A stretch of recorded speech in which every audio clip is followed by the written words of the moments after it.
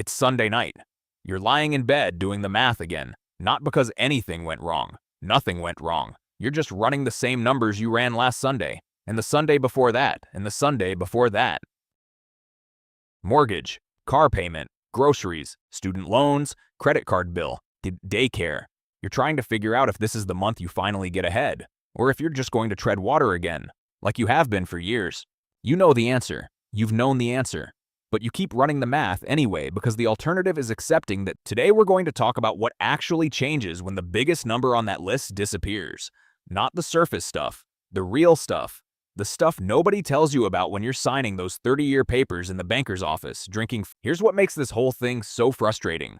Your neighbor, same street, bought around the same time, similar house, not some wildly different income.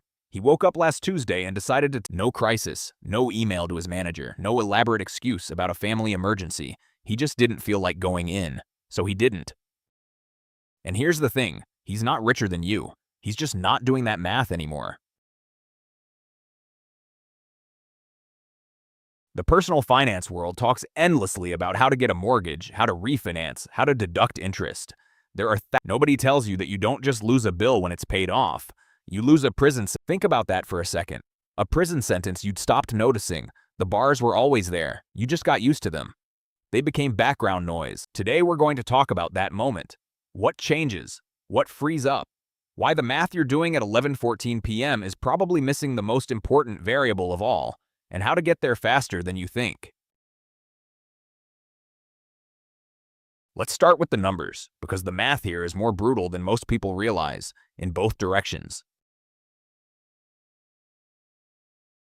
The average monthly mortgage payment in 2025 hit $2,329. That's just principal and interest, nothing else. No property taxes, no insurance, no maintenance. Just the payment to the bank.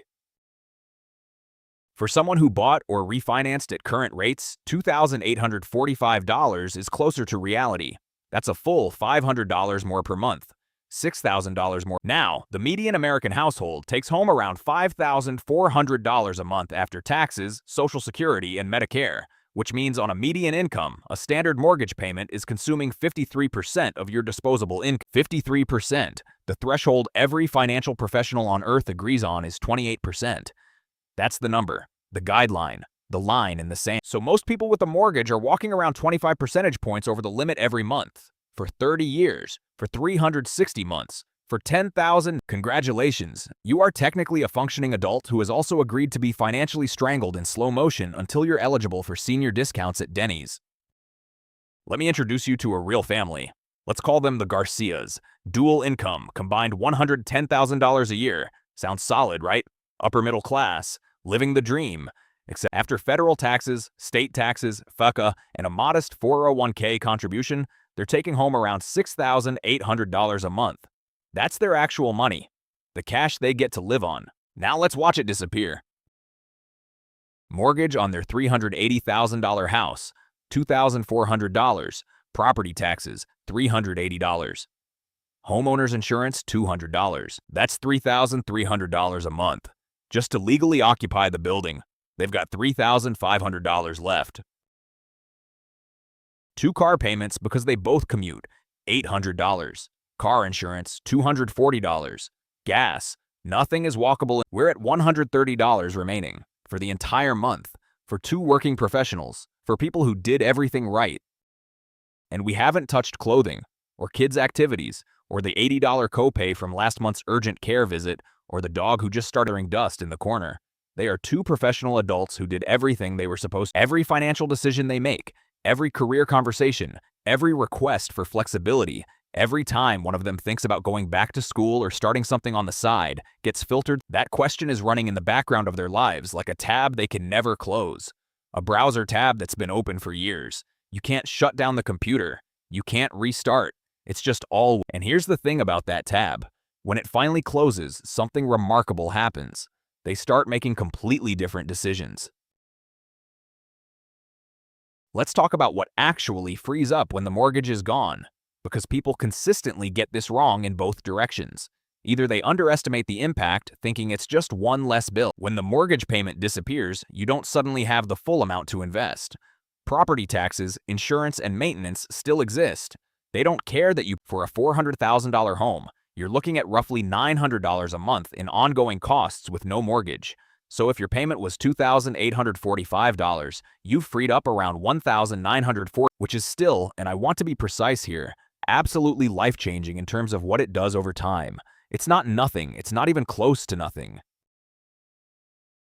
If you take that $1,945 and put it into a basic S&P 500 index fund, earning the historical average of around 8% annually, in 5 years, $143,000. In 10 years, $357,000.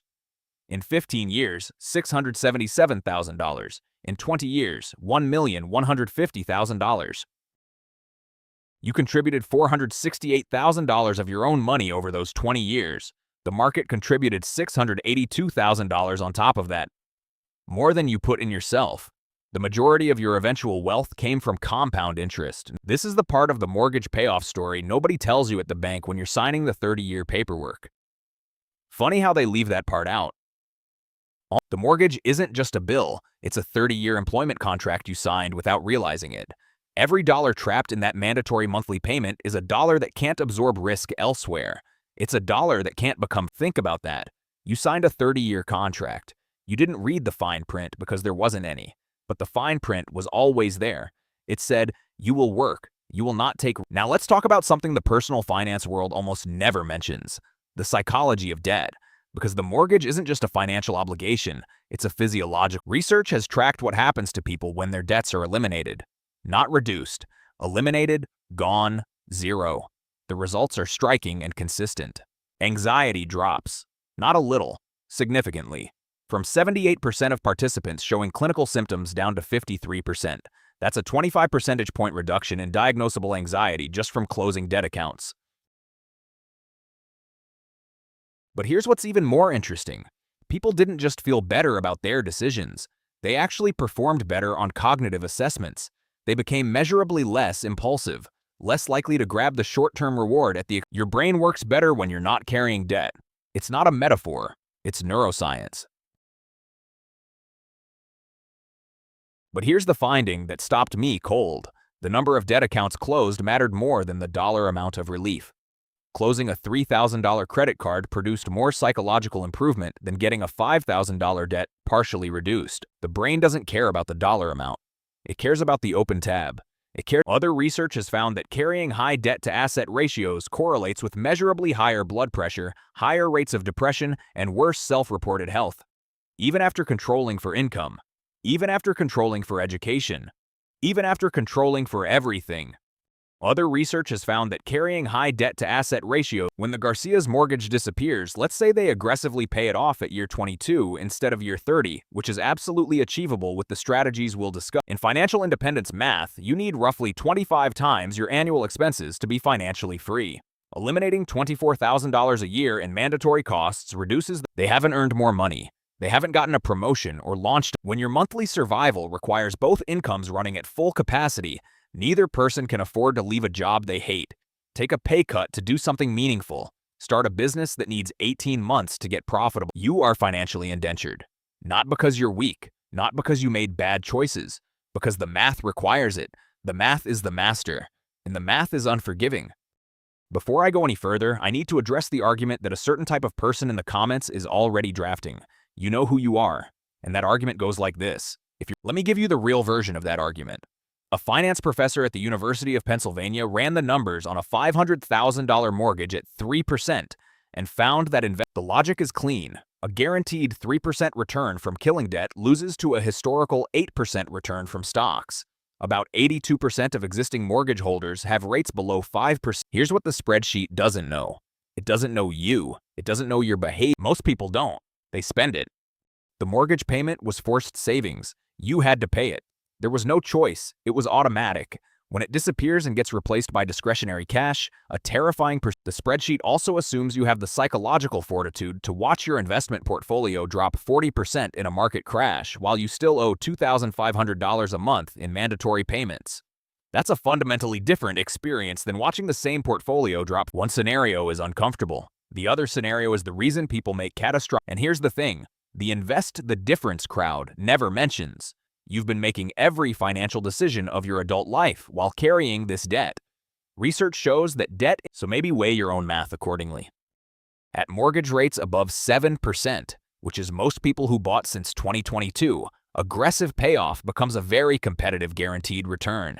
Between 4.5%, the real answer, as usual, isn't a rate. It's knowing yourself. It's being honest about your behavior. It's recognizing. Let's talk about who actually gets to the finish line, because the demographics tell a story worth sitting with. About 40% of U.S. owner-occupied homes are now mortgage-free. That sounds encouraging, right? Almost half. Then you look at who the 63% of homeowners 65 and older are mortgage-free. Compare that to fewer than 28% of working-age homeowners. Meanwhile, the median first-time homebuyer age just hit 36. A 30-year mortgage from 36 doesn't end until 66. 3 years into what used to be called, here's the number that genuinely unsettles me. In 1989, only 3% of homeowners over 80 still had a mortgage. Today, nearly a third do.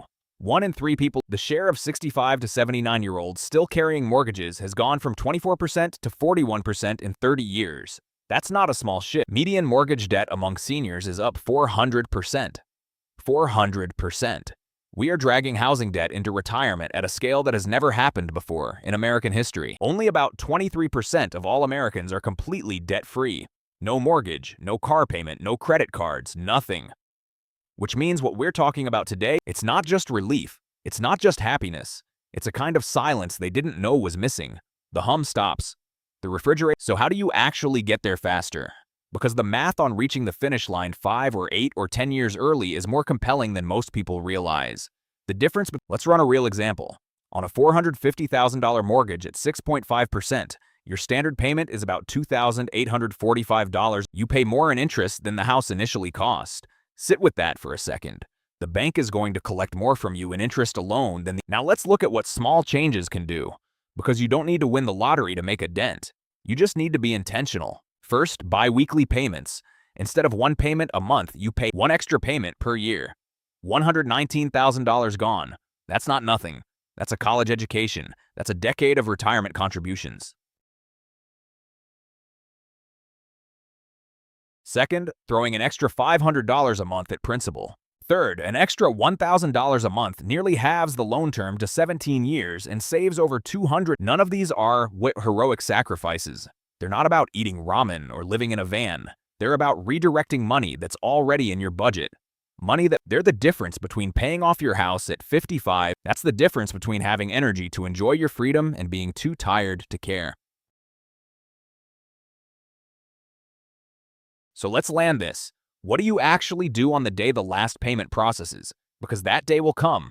It might come at year 30. First, verify that your lender filed the lien release and you receive your... I file this under things that are both tedious and essential, which describes most. Second, before you redirect a single dollar, rebuild your emergency fund. You've been house poor for years. Your reserves are almost certainly thinner than they should be. Get 6 to 12 months of your new lower expenses in liquid savings before you do anything ambitious. Then finally, deploy the former payment in this order. This is the blueprint. This is how you turn your freedom into wealth. First, max the 401k match. That's a 50% to 100% guaranteed return. Nothing else on this list comes close. Nothing in the entire world of investing comes close. Second, max the Roth IRA. In 2025, that's $7,000 a year that grows completely tax-free.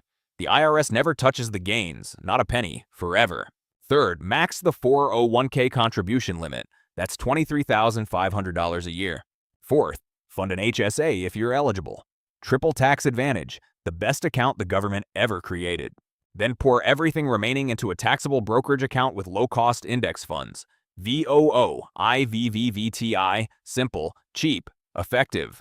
If you're redirecting $1,945 a month through all of these at 8% returns, you're at $357,000 in a decade and $1.15 million in 20 years. Not because you did anything clever, because you survived the mortgage, closed the last tab, and finally gave compound interest the room it needed to do what it was always going to do.